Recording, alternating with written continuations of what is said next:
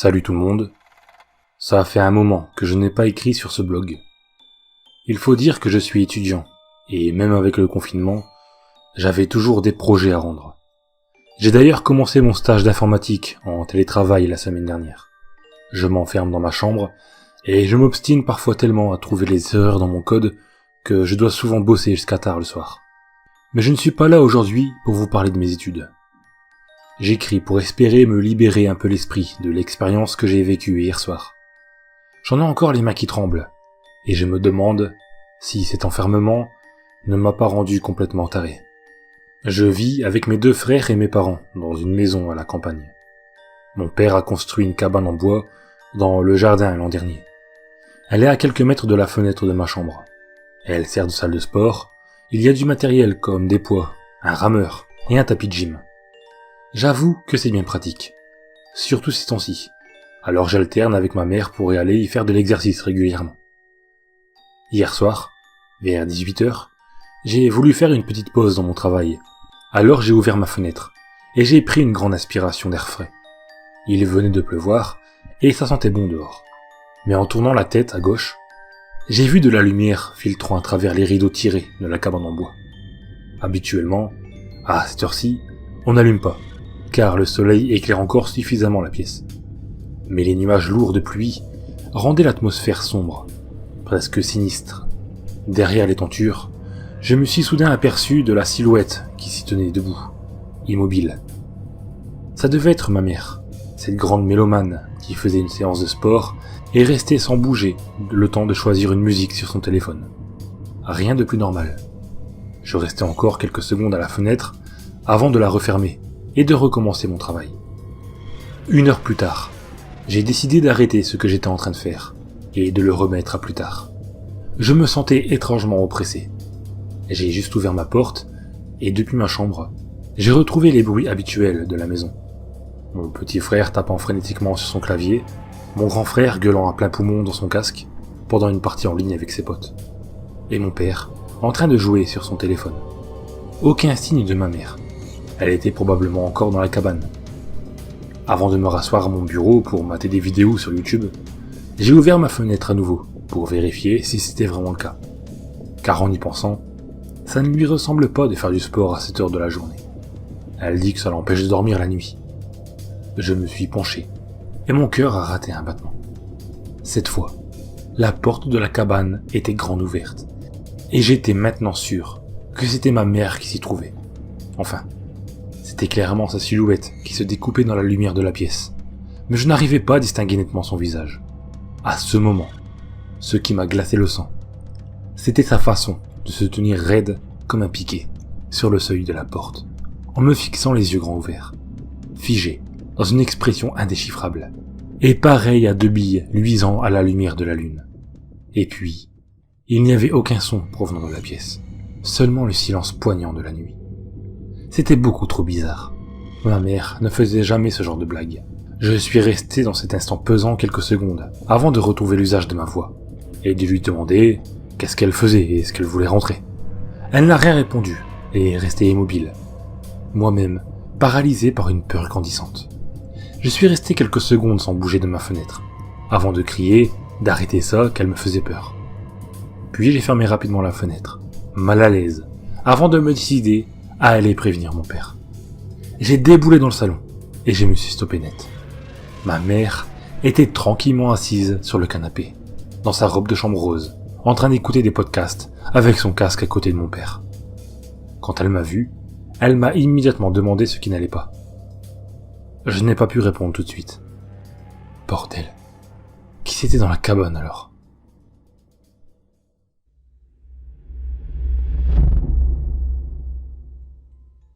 En Angleterre, on raconte souvent cette légende, pourtant peu connue, de Crying Sally. Sally Sandford, de son vrai nom, était une jeune femme de 18 ans qui s'était mariée en 1935 à un soldat français. C'était une jeune femme heureuse, belle et intelligente. Malgré son handicap, elle croquait la vie à pleines dents. En effet, elle était aveugle depuis sa naissance. En 1942, son mari partit au front combattre l'Allemagne nazie. Ils se parlaient par lettres que la mère de la jeune femme lui lisait, avec toute la tendresse avec laquelle les messages avaient été écrits. Sally était heureuse et amoureuse. Mais un matin de mai 1944, alors qu'elle attendait le facteur, assise sur un banc devant chez elle, celui-ci lui annonça qu'il n'avait pas reçu de lettre pour elle. La jeune femme tomba dans une tristesse énorme au fur et à mesure que les jours passaient. En effet, chaque jour, puis chaque semaine qui s'écoulait, le facteur lui disait toujours la même chose, qu'il n'avait aucune lettre pour elle. Les journées devinrent monotones, et la jeune femme restait enfermée dans sa chambre, pleurant son mari, qu'elle pensait mort au combat. Personne n'arriva à la consoler.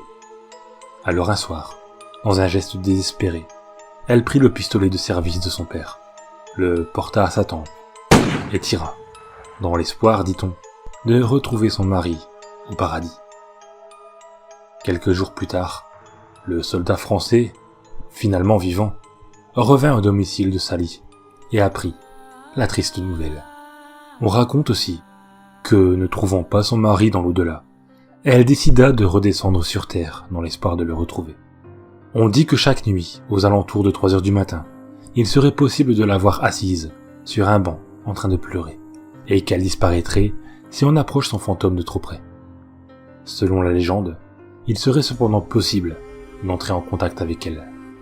Pour l'invoquer, il faudrait se rendre sur un banc à 3 heures du matin, avec un bouquet de roses fanées, et dire « C'est moi, Sally ». Crying Sally apparaîtrait donc à vos côtés, habillée dans le style des années 40, portant un petit sac sur ses genoux. Elle tournerait la tête vers vous, du sang coulerait de sa tempe, et des larmes sanglantes couleraient sur ses joues.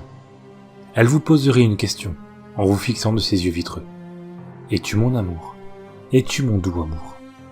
Vous devrez impérativement donner une réponse. Mais dans les deux cas, l'issue pourrait être fatale. Si vous répondez oui, elle vous demandera de la suivre et sortira de son sac soit un pistolet, soit un couteau, et elle vous tuera. Car pour qu'un amour soit éternel, il faut qu'il meure d'amour. D'autres disent aussi que Sally disparaîtrait en souriant. Mais ne pensez pas que vous vous en serez débarrassé pour autant. Elle reviendra à un moment ou à un autre pour vous emporter avec elle. On dit que le moment venu, vous sentirez une main prendre la vôtre et que vous serez brusquement victime d'un arrêt cardiaque. Si vous répondez non, l'issue sera tout aussi fatale. On raconte que pour punir ceux qui se sont moqués d'elle, elle les hantera jusqu'à la fin de leur vie. Le terme arrivant, vous vous en doutez, plutôt que prévu.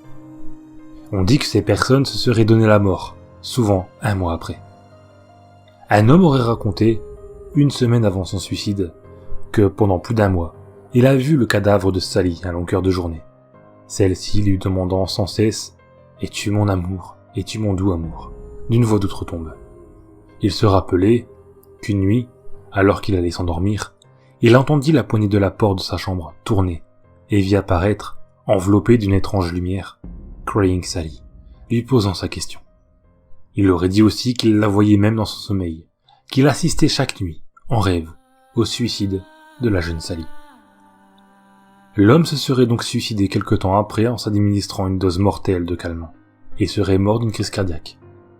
Certaines personnes, qui auraient tenté le rituel, lui auraient répondu « Je ne sais pas » ou « peut-être ». Sally serait alors disparue dans un cri strident. Mais certains racontent qu'il arriverait quelque chose de totalement différent, si vous entamiez cette démarche. C'est là que mon récit s'arrête. Je ne vous dirai rien de plus. À vous d'essayer, si vous en avez le cran.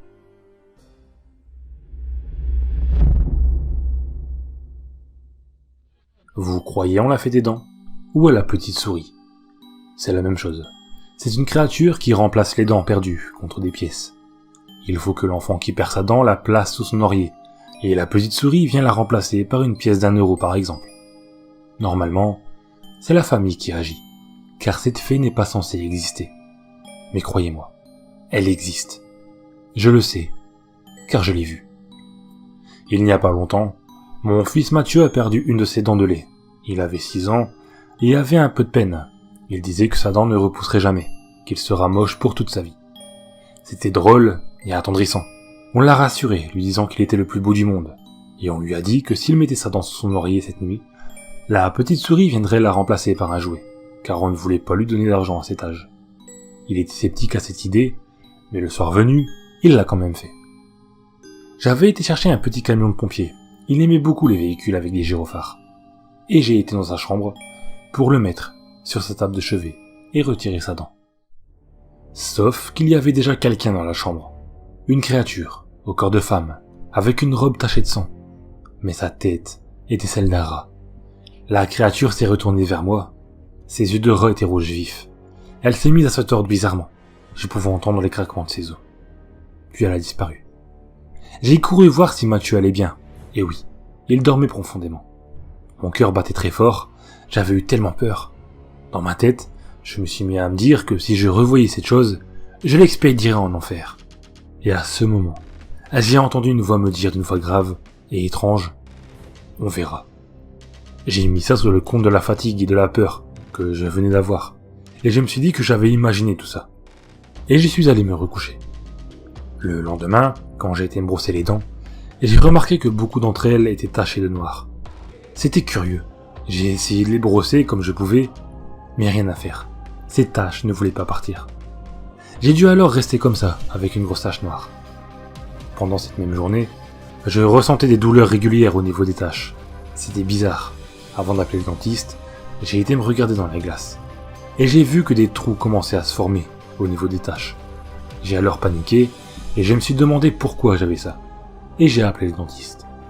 Il m'a fait venir l'après-midi même, car c'était une urgence. Alors qu'il m'a dit d'ouvrir la bouche, il a poussé un cri d'horreur, et j'ai alors vu dans le miroir des vers qui sortaient de mes dents, qui étaient complètement pourries. Plusieurs d'entre elles étaient en morceaux. Alors que j'essayais d'expliquer au dentiste ce que j'avais vu dans la chambre de Mathieu, des vers sortaient de ma bouche et des dents tombaient. En plein dégoût, le dentiste m'a endormi et il m'a opéré. Je me suis réveillé quelques heures plus tard avec des fausses dents dans la bouche. Il m'a montré un bocal rempli de verre et de morceaux de dents pourries et m'a dit de mettre ça sous mon oreiller, car la fée des dents viendra le chercher, et qu'ainsi, mon fils ne sera pas attaqué par cette créature. C'est ce que j'ai fait, et plus jamais, je n'ai revu cette chose.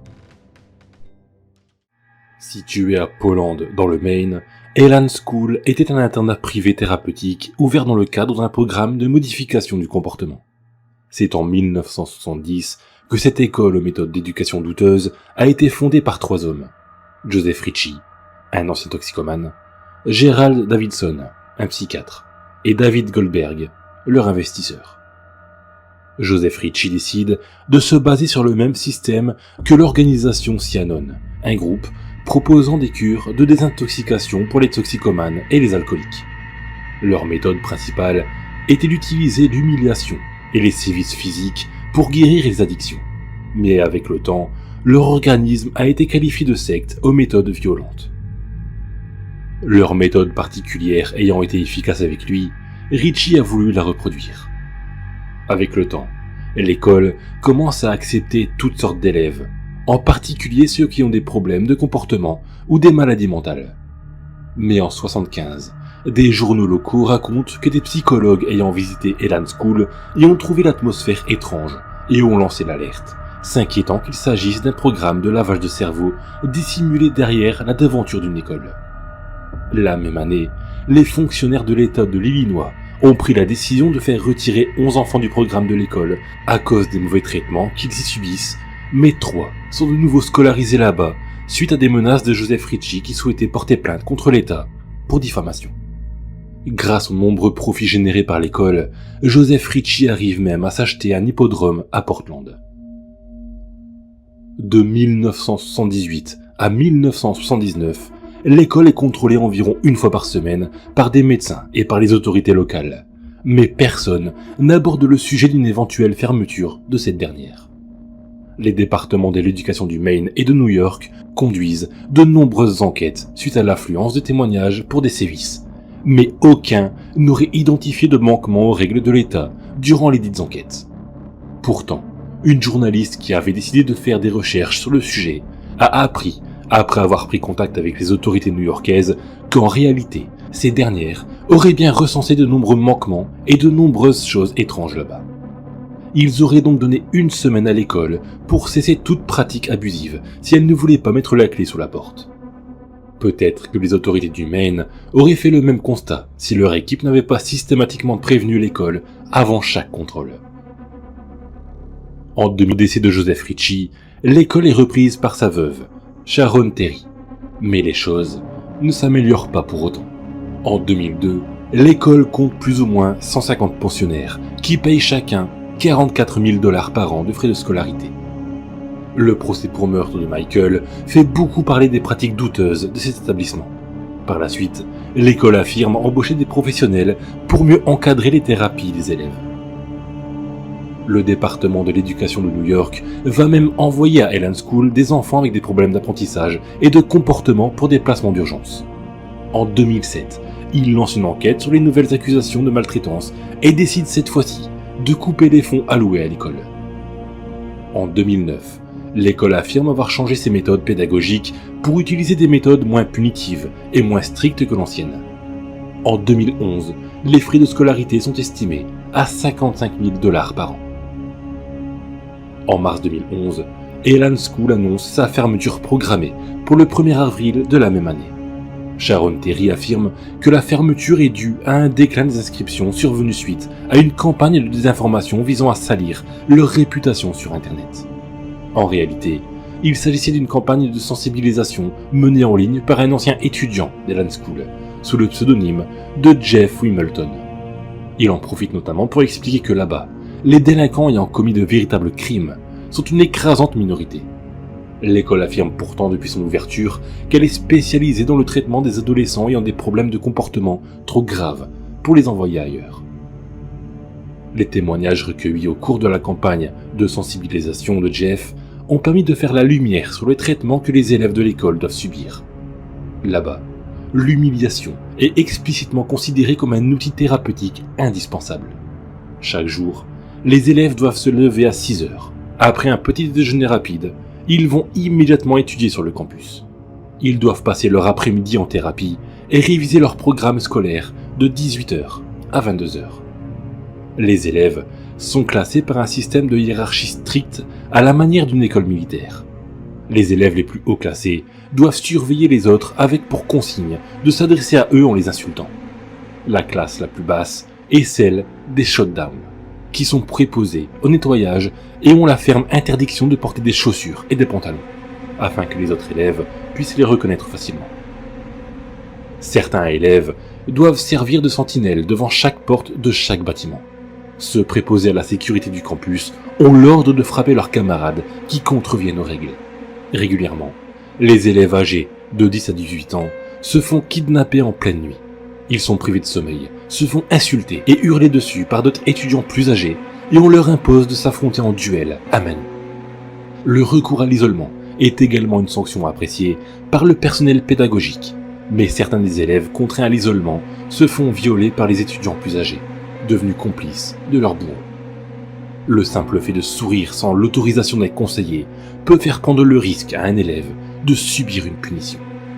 Les appels à la famille sont effectués sous surveillance d'un conseiller, et les élèves qui refusent de cacher les aspects négatifs de l'école, qui prétendent même aux parents que leurs enfants ont le droit à des cours d'équitation et des sorties scolaires dans les réserves naturelles, sont sévèrement sanctionnés et accusés d'être des menteurs et des manipulateurs.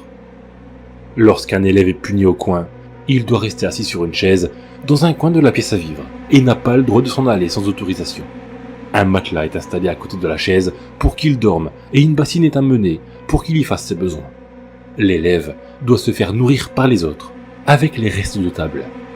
D'après les témoignages, certains élèves sont déjà restés au coin durant 2 mois avant que quelqu'un se décide à lever la punition. Si un élève commet une entorse au règlement jugé trop grave, il est envoyé sur le ring, c'est-à-dire qu'il est placé dans un cercle au milieu de ses camarades équipés de gants de boxe et que ces derniers doivent le frapper à tour de rôle durant des rounds d'1 minute. Et cela jusqu'à ce qu'un conseiller estime que la punition est suffisante. Si un élève tente de s'enfuir, la police est contactée seulement en dernier recours, l'école préférant s'occuper elle-même des fuyards. Plusieurs d'entre eux ont été retrouvés morts après leur fuite, dont une élève assassinée par un chauffeur routier. Les terribles histoires en lien avec cette école sont bien trop nombreuses pour toutes être résumées en un seul texte. Je vous conseille vivement de visionner l'excellente vidéo de Feldup sur le sujet, si vous avez un peu de temps à consacrer à cette histoire. Le lien est dans la description. Aujourd'hui, heureusement, Elan School n'existe plus, mais de nombreux anciens élèves sont traumatisés par leur passé là-bas, et souffrent de stress post-traumatique à cause des mauvais traitements de cet enfer sur Terre. L'un d'eux a même pris la décision de raconter son histoire dans un webtoon qu'il a écrit et dessiné lui-même. Toutes les sources sont dans la description. J'ai l'impression de m'être réveillé d'un mauvais sommeil. Je me sens vide, dépourvu d'énergie et d'émotion. J'ai même oublié les 24 dernières heures. Pourtant, je ne suis même pas fatigué. J'ai déjà eu cette sensation étrange et vaguement désagréable par le passé. Mais aujourd'hui, c'est encore plus flagrant. 11h13. La vache, plus la peine d'aller travailler ce matin. D'ailleurs, je crois que je ne vais pas y aller du tout. Ce n'est pas grave s'ils me virent. Je n'en peux plus de ce boulot de con. La seule chose qui m'étonne, c'est qu'ils n'aient pas encore essayé de m'appeler. D'habitude, ils sont toujours sur notre dos dans cette foutue boîte. Avec un peu de chance, ils m'ont fichu à la porte, et je ne le sais pas encore. Je m'ennuie, et je n'ai envie de rien. Je n'ai ni faim, ni soif, ni mal nulle part. Je déteste quand je suis comme ça. Une épave, une coquille vide. Peut-être une dépression hivernale. Non, on n'est qu'en septembre. Quoique, après tout, il n'y a plus de saison comme on dit. Je traîne comme une âme en peine dans la maison. Il faut que je fasse attention. Elle est jumelée avec celle du propriétaire, qui est une vraie teigne. Il va encore dire que je fais trop de bruit en marchant. J'ai voulu mettre le nez dehors pour essayer de faire passer cette impression de vide. Mais il n'y a pas eu moyen. Je n'arrive pas à franchir la porte. C'est comme si une chape de plomb s'écrasait sur mes épaules dès que j'essaie d'avancer vers le seuil. Pourtant, le soleil et le grand air me remettraient les idées en place. Oh, et puis, tant pis. Je ne suis pas d'humeur à batailler. Je commence à avoir des marques un peu partout sur les mains et les avant-bras. Un genre de plaque violacée. Ça ne gratte pas, ça ne fait pas mal, mais c'est très dérangeant à regarder. Je pense que je vais appeler un dermato. Je n'aime pas ça. Mais qu'est-ce qui s'est passé, bon sang? Toute la journée, j'ai essayé de me souvenir de ce qui s'est passé hier. En vain. Il faut vraiment que je fasse une cure de vitamines. Ou que je mange du poisson. Il paraît que c'est bon pour la mémoire. Mais je n'ai toujours pas faim. Je suis vraiment pas trac. L'hiver et le froid arrivent. J'ai des raideurs dans les articulations. On dirait un mécano mal huilé. Cependant, je n'ai pas mal, ni froid. C'est bizarre. Mon front est d'ailleurs étonnamment frais, comparativement à mon manque de dynamisme qui aurait pu s'apparenter à une forte fièvre. Ça sent le Covid, mais bon, je ne suis pas médecin. Il est 2h du matin, mais je n'ai pas sommeil. Plus je ressasse cette étrange journée, plus je me sens comme étranger à moi-même. J'ai renoncé à me coucher. Aucune position ne me convient. Je suis comme bloqué de partout. Mais toujours, aucune douleur. Je dois malgré tout couver quelque chose. Ce n'est pas normal d'être autant à côté de la plaque, vide, de toute énergie, de toute volonté. Autant que je zappe le travail demain aussi. Je l'ai déjà dit, ils peuvent bien me virer, ça m'est égal de toute façon. Maintenant c'est sûr, je dois amorcer une dépression ou quelque chose dans ce goût-là. D'ordinaire, le café du matin fait son effet et me remet le coup de fouet dont j'ai besoin.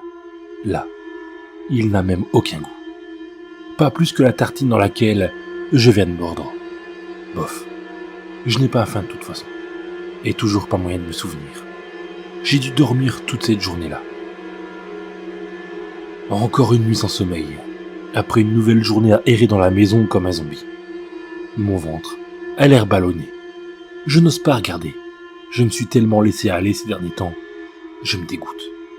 Mon corps est tendu, comme un élastique qu'on aurait tiré à son maximum. La sensation est d'autant plus bizarre que la douleur est inexistante, une fois de plus. Mais je ne parviens presque plus à bouger. C'est tout juste si je réussis à me laisser tomber sur le canapé, pour une nouvelle nuit. Tout mouvement est désormais presque impossible, ou alors de manière extrêmement limitée. Encore un matin, comme dirait la chanson. C'est le 3e jour qui commence depuis cette journée blanche dont je me souviens toujours pas. Je peux à nouveau bouger. Ça a commencé progressivement aux premières lueurs de l'aube. Maintenant, mes mouvements sont presque fluides. J'aurai une bonne excuse à mon retour au travail. Ils ne m'ont toujours pas appelé cela. Ils sont tous morts ou quoi? Tant mieux. Je ne suis pas pressé de remettre les pieds dans leur foutue entreprise. Il commence à y avoir une odeur. Ça empire d'heure en heure. Le chat doit encore avoir planqué une souris derrière le réfrigérateur. Il déraille aussi celui-là. Quand j'arrive vers lui, il crache, il grogne. Je ne sais pas ce qu'il perturbe. Peut-être ma tronche. Ce ne serait pas étonnant. Pour en revenir à l'odeur, c'est irritant. Ça pique les yeux, les narines. Ça agresse chaque parcelle du corps. Est-ce que ça pourrait être la raison de ces taches? J'ai essayé plusieurs fois d'appeler les médecins, sans succès. Bizarrement, personne ne m'entend lorsque je parle dans le combiné. Super, mon téléphone doit dysfonctionner en plus. J'avais bien besoin de ça. L'odeur devient de plus en plus dérangeante. Ça pue vraiment. Je n'ai pas trouvé de souris derrière le frigo, ni même ailleurs. Le chat n'a fait nulle part, et j'ai changé la poubelle il n'y a pas longtemps. En fait, je n'ai pas envie de pousser les investigations. À tous les coups, ça doit être une fuite qui moisit quelque part. Rien chez moi pourtant. Tant mieux. Je n'avais pas envie d'aller en parler à l'autre crétin. Oui, bien sûr, je parle du proprio. Il prend un malin plaisir à me faire braire dès qu'il peut. Il aurait sans doute laissé traîner ça encore des semaines. Ça doit donc venir de chez lui. Après ça, qu'il ne vienne pas me dire que ma poubelle sent, car elle est mal fermée. Sinon, il va se faire accueillir. Le chat est toujours aussi bizarre. Quand il ne crache pas, il reste caché loin de moi. Au moins, il n'attaque pas. J'ai la flemme d'aller racheter du Feliway. Ça le calmerait pourtant, mais je n'ai plus faim depuis un moment, et je ne veux pas aller aux courses juste pour ça. Et puis maintenant, ça y est, je suis quasi certain d'avoir chopé le Covid. Ça y ressemble vraiment. Encore quelques jours de vacances. Je n'ai pas mangé depuis plusieurs jours maintenant. Les fruits commencent à pourrir. Ça doit être pour ça que la moitié des pièces empestent. J'ai fait brûler 3 feuilles de papier d'Arménie d'affilée et vider une demi-bouteille de Fébraise, mais sans résultat. C'est vraiment tenace. Je vais essayer d'ouvrir les fenêtres un moment. C'est quoi ce bordel? Aucune fenêtre ne s'ouvre. J'ai eu beau tirer de toutes mes forces, dans tous les sens, essayer de les ouvrir en oscillo. Rien à faire. Et j'ai toujours cette sensation de répulsion en approchant la porte d'entrée de la maison. Qu'est-ce qui se passe ici? J'ai même essayé d'aller ouvrir la petite lucarne de la salle de bain, mais rien à faire. En passant devant le miroir, j'ai vu mon visage. Il est d'un blanc grisâtre, parsemé de ces saletés de plaques pourpres, et mes yeux sont vitreux. Mais qu'est-ce qui m'arrive? Ça ne fait pas ça le Covid. Je ressemble à un putain de cadavre. Il faut à tout prix que je consulte un médecin. Vu que je n'ai plus de téléphone, j'ai tenté de contacter l'assistance par mail, en précisant urgent en majuscule, assorti de 3 points d'exclamation dans la barre d'objet de requête. Encore un truc qui sera traité dans 3 mois. Mais je ne peux pas me permettre d'attendre, moi. Bon sang. Pas moyen de sortir d'ici. La porte, les fenêtres, toutes les issues me repoussent vers l'intérieur de l'appartement. Qu'est-ce que c'est que ce merdier? Je ne veux pas crever ici. Nom de Dieu. Pas comme ça. J'ai passé une bonne partie de la nuit à tourner et retourner le problème dans ma tête. Puisque je ne peux contacter personne par téléphone, que personne ne me répond sur la messagerie instantanée, et que je suis prisonnier ici, il faut que je fasse le plus de bruit possible. Avec un peu de chance, ça attirera l'attention du proprio. Il ne peut pas me blairer et est toujours à l'affût du moindre faux pas de ma part. Je vais lui donner matière à venir râler. Au moins, comme ça, quelqu'un viendra enfin me délivrer. J'ai crié, j'ai tapé sur les murs, le sol, le plafond, mais rien n'y a fait. Personne ne m'entend. Il n'y a pas un chat dehors, et même l'autre grincheux de proprio n'est pas venu me sermonner. Je commence à désespérer. Est-ce que je suis pris dans une espèce de dimension parallèle? On m'a drogué il y a 3 jours pour me faire une mauvaise blague ou quoi? Je crois qu'il faut que je me rende à l'évidence.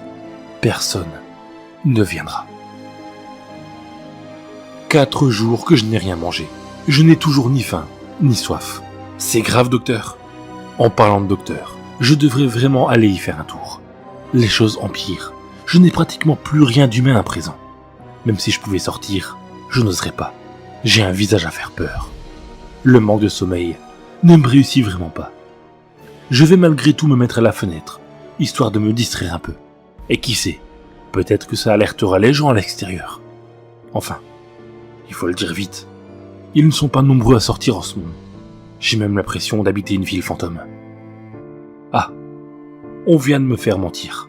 Il y a des gens devant chez moi. Ils sont arrêtés à quelques mètres de la façade et discutent.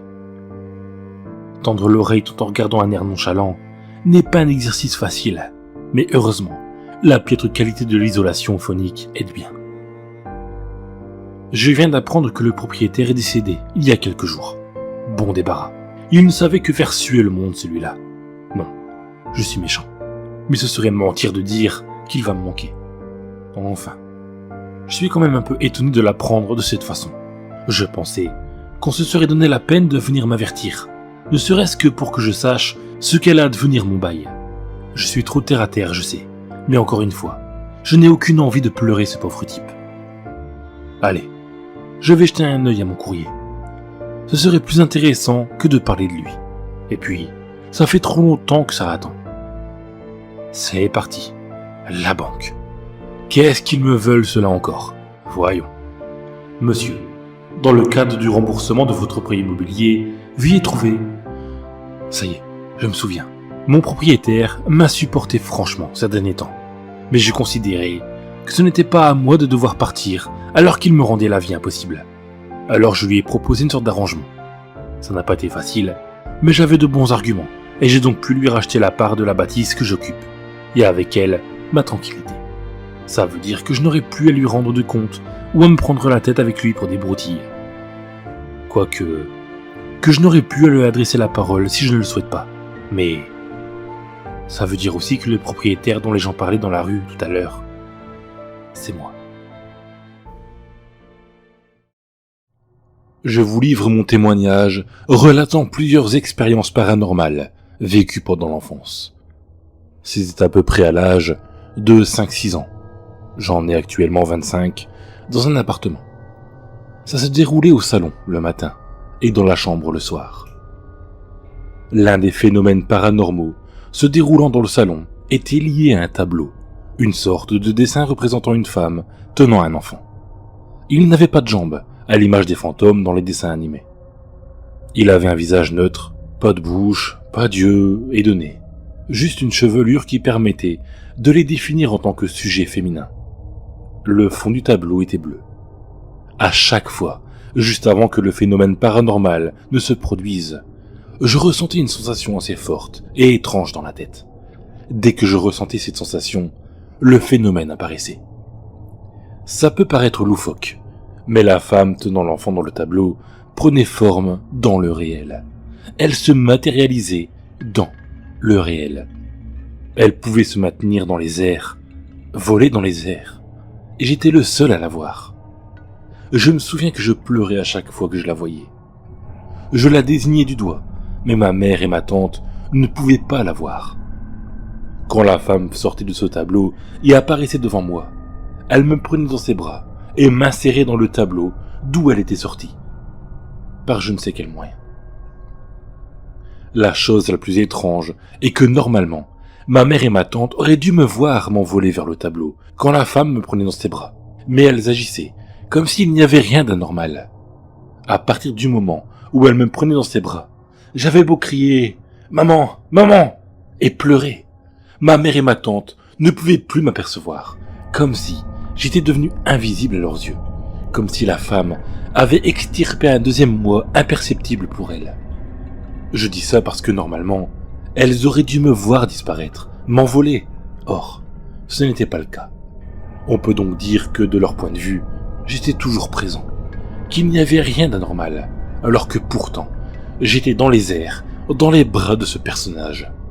À savoir que le tableau était en hauteur, sur une grande étagère, et que le phénomène se répétait tous les jours. Donc, une fois dans ses bras, la femme m'insérait dans le tableau, à l'intérieur du tableau, et je me retrouvais dans une espèce de fond bleu.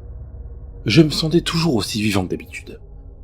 À l'intérieur, il y avait uniquement l'enfant que le personnage féminin tenait de base dans ses bras. Il était immobile dans les airs, inerte, ne bougeait pas. Après un certain moment, je ne pourrais pas dire combien de temps se déroulait, si c'était plus ou moins long, je me souviens plus. Elle me sortait du tableau et me réinsérait en moi.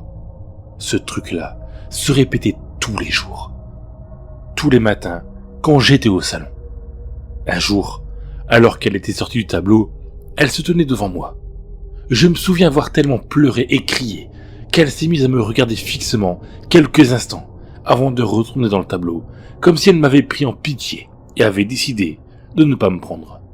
En ayant vu ça, je me dis aujourd'hui que ce personnage avait une intelligence. Je me souviens d'un jour au salon, je ne sais plus si c'était une simple soirée ou un anniversaire, mais ce jour-là, d'un coup, d'un seul, le temps s'est arrêté. Les gens qui étaient autour de moi se sont tout d'un coup immobilisés. J'étais le seul à pouvoir me mouvoir normalement. Étant donné que ça fait très longtemps, j'ai des souvenirs assez vagues du moment où le temps s'est arrêté, mais je suis sûr à 100% que le temps s'est vraiment arrêté. Je me souviens aussi d'un jour où un chargeur rangé en nœud de papillon s'est mis à léviter dans les airs. Ça donnait l'impression que le chargeur lui-même était vivant. Je suis désolé de ne pas en dire plus, étant donné que ça fait extrêmement longtemps, je ne me souviens plus exactement de ce qui s'est déroulé, mais je suis certain que le chargeur a lévité dans les airs. Un jour, alors que j'étais dehors avec ma mère et qu'on se promenait, je me souviens avoir aperçu l'entité du tableau. Le dessin de la femme était dehors avec nous, mais elle se tenait à distance, au loin, et nous regardait. Maintenant, je vais raconter ce qui se passait le soir dans ma chambre, à savoir que j'étais tout seul dans la pièce. Comme pour l'entité du tableau, qui se manifestait tous les jours le matin, les phénomènes paranormaux se répétaient tous les soirs. Ce n'était pas seulement lié à une seule chose, plusieurs choses se déroulaient en même temps. Avant l'apparition des phénomènes, je ressentais une sensation dans la tête, la même que celle ressentie au salon juste avant l'apparition de la femme. Il y avait un masque de pharaon accroché via un clou en haut du front. Un livre, avec de petits bonhommes en bois à l'intérieur, une petite voiture, un jouet, qui roulait toute seule, un livre de oui-oui électronique, et un tableau qui avait comme fond de l'eau, avec un personnage masculin à l'intérieur, qui, comme l'entité du tableau au salon, pouvait se matérialiser. Premièrement, le masque de pharaon, donc.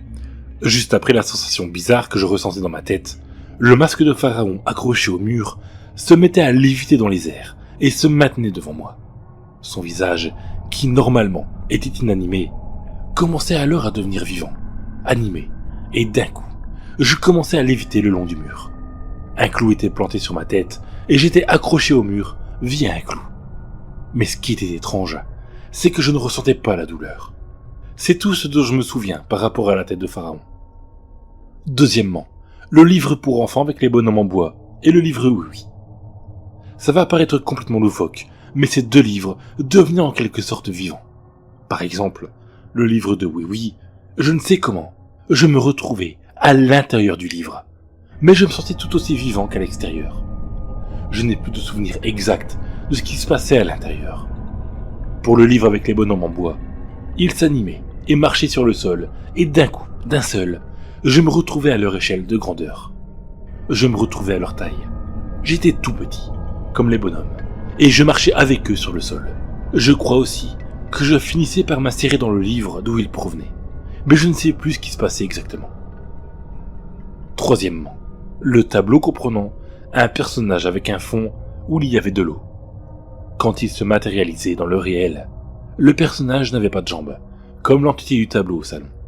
Il lévitait dans les airs, pendant que les autres phénomènes étaient actifs, en me regardant avec un regard très méchant. C'est principalement ce que j'ai vécu étant enfant.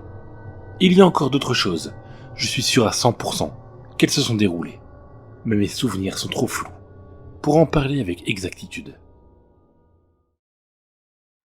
C'était un accident de voiture. Rien de particulièrement remarquable, mais néanmoins fatal. Vous avez laissé un homme et 2 enfants. Ce fut une mort indolore. Les médecins ont fait de leur mieux pour vous sauver, mais en vain. Votre corps était tellement brisé que c'est mieux ainsi, croyez-moi. Et c'est là que tu m'as rencontré. Qu'est-ce qui s'est passé? Où suis-je? Tu es morte. Il y avait un camion et il dérapait et... Ouais. Je suis morte? Ouais, mais ne t'inquiète pas, tout le monde meurt. Tu as regardé autour de toi. Il n'y avait que le néant. Juste toi et moi. Quel est cet endroit?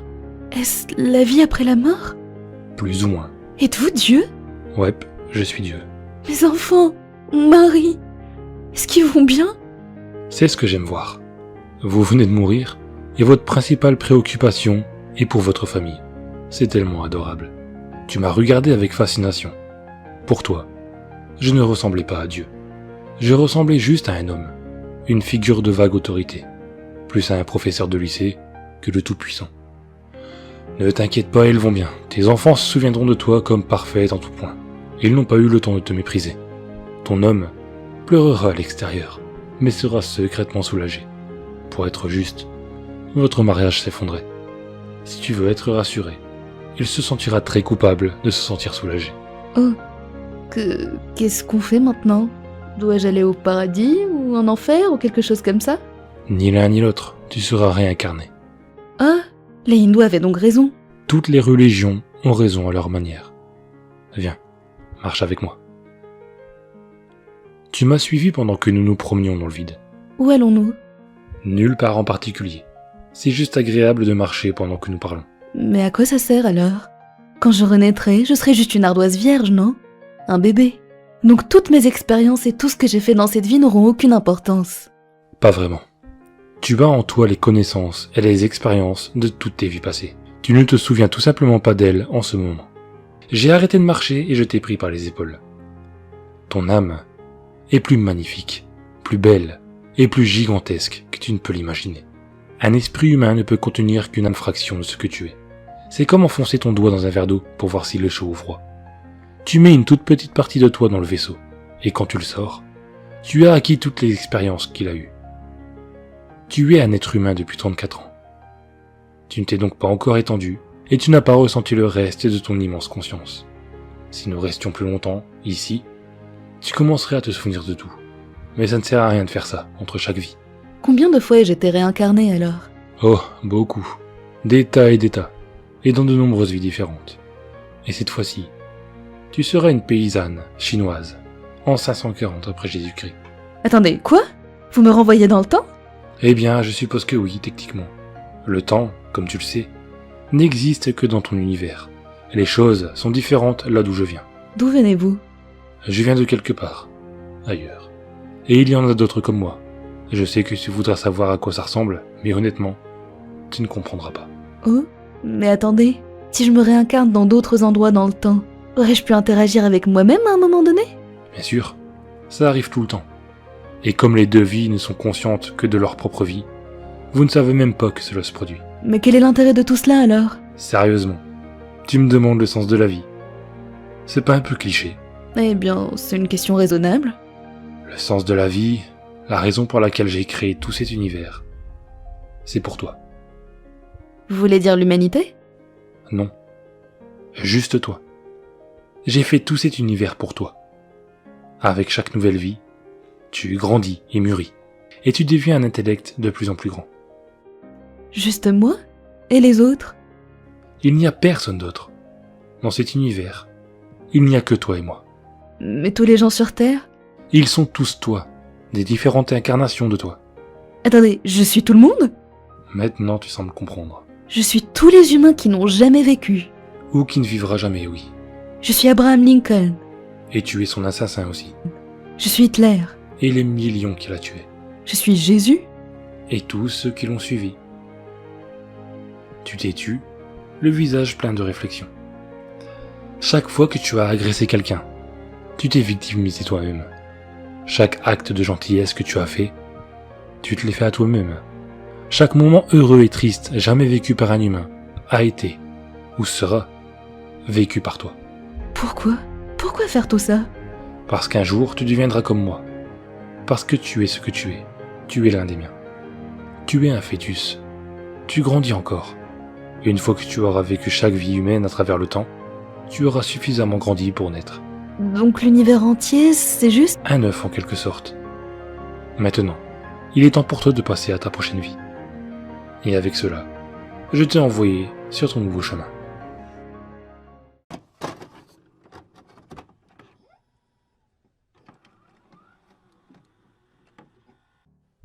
Le docteur Mary Neal de Jackson Hole, dans l'état de New York, était cliniquement morte. Elle avait passé plus de 30 minutes sous l'eau, quand son corps a été retrouvé. Passionnée de kayak, Mary Neal se réjouissait à l'idée de descendre les rapides chiliens avec l'un de ses amis et un groupe de passionnés. Ils avaient choisi un parcours proposant plusieurs grandes chutes. Après avoir négocié sans difficulté différentes petites chutes, elle a été propulsée vers l'une des plus grandes et des plus difficiles. Malheureusement, un bateau obstruait la voie la plus sûre. Elle a été forcée de changer de chemin et de suivre la partie la plus dangereuse du torrent. Elle s'est alors retrouvée coincée dans les rochers, à 3 mètres sous la surface de l'eau. Je ne respirais plus. Mon torse était complètement plaqué contre le pont avant du bateau, et j'ai senti mes os se briser, a-t-elle raconté. J'ai pensé, je devrais crier, mais je ne l'ai pas fait. Je n'ai ressenti aucune douleur, aucune peur, aucune panique. J'avais l'impression d'être plus vivante que jamais. J'ai alors senti mon esprit se détacher de mon corps et monter vers les cieux. J'ai été immédiatement accueilli par un groupe de quelque chose. Je ne sais pas comment les appeler. Personne, être, esprit. Je n'ai reconnu aucun d'entre eux, mais ils avaient été importants dans ma vie d'une manière ou d'une autre, comme un grand-parent décédé avant ma naissance. Ils étaient très heureux de m'accueillir, de me saluer et de m'aimer. Les êtres l'ont conduite sur une voie couverte de centaines de milliers de fleurs explosant de toutes les couleurs de l'univers. C'était un changement absolu dans le temps et la dimension. Je vivais toute l'éternité à chaque seconde, et chaque seconde s'étendait à toute l'éternité. Le chemin menait à une grande structure en forme de dôme. Je crois que j'étais au paradis. J'avais le sentiment irrésistible d'être à la maison. Les membres du groupe de kayak ont passé 15 minutes à essayer désespérément de la secourir, avant de passer en mode de récupération corporelle. L'un des gars a vu mon gilet de sauvetage surgir en aval, et il a pensé que mon mari le voudrait peut-être. Alors qu'il essayait d'attraper le gilet, sa jambe a touché mon corps, et plongeant sous l'eau, il m'a attrapé par le poignet. Mon corps était gonflé et violé, et j'avais les yeux fixes. Il ne faisait aucun doute dans mon esprit que j'étais physiquement morte. Mais j'ai regardé vers l'entrée de la structure en forme de dôme pendant qu'il commençait la CPR, réanimation cardio-respiratoire, et je pouvais toujours les entendre. Alors qu'ils se battaient pour la sauver, ils l'ont supplié de reprendre son souffle. J'étais resté sans oxygène pendant 30 minutes, et la probabilité statistique de ma survie était nulle. Je ne voulais pas redescendre dans mon corps. J'avais la sensation très physique d'être soutenu, réconforté et rassuré, mais les êtres m'ont dit que ce n'était pas mon heure, que j'avais encore du travail sur Terre, et que je devais retourner dans mon corps. Quand j'ai ouvert les yeux, les gars qui m'ont ressuscité ont été stupéfaits. À ce moment-là, je pouvais toujours regarder la rivière, où mon corps était encore immergé dans l'eau. Victime de graves blessures, notamment de multiples fractures, de ligaments déchirés et de poumons saturés, Marie se trouvait perdue au milieu de nulle part. Utilisant un bateau comme civière, les membres du groupe l'ont portée sur une pente raide jusqu'à un chemin de terre.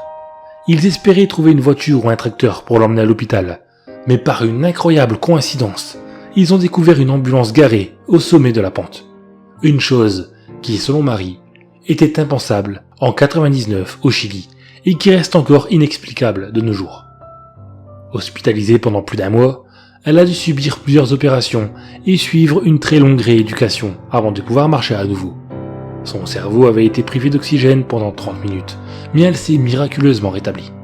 Statistiquement, je n'avais aucune chance de survivre sans lésion cérébrale importante, mais je n'ai jamais eu de lésion cérébrale. De par son métier, elle est entourée de personnes qui ne croient pas aux expériences de mort imminente, et elle n'y croyait pas non plus, mais son accident lui a ouvert de nouveaux horizons.